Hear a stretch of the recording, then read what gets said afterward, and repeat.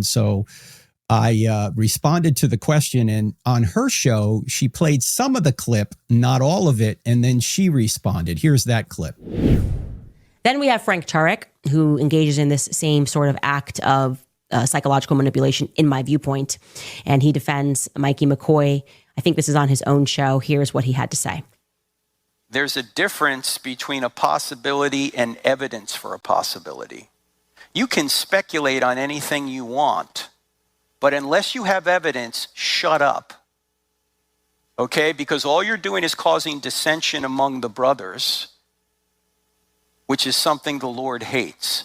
If you want to present a possibility and say, well, this could be true, okay, it could be true, but don't accuse people for doing something for which you have no evidence. Why don't you pivot to the man gave his life just like Jesus gave his life to save us? Why don't you pivot to the gospel? I mean, quite obviously, there are oppressors out there, and there are people who are oppressed. But to judge people based on a superficial category they're in, like the color of their skin, as they're automatically an oppressor or oppressed, how is that anti-Christian? Here we are, and we have this amazing piece, deal on Charlie Kirk's birthday. I can't tell you how many things are lining up. I mean, think about the fact that this book came out on Charlie Kirk's birthday, on the same day as we have peace in the Middle East.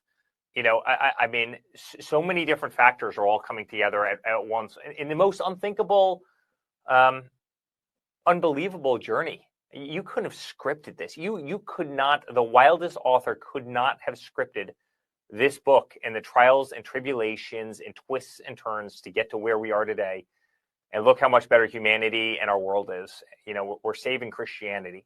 We're saving God. That America is not a secular nation, but a Christian nation. Sadi.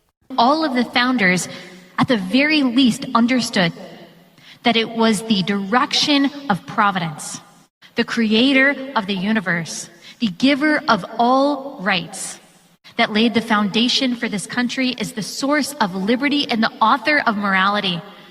And without recognizing that, America does not make sense.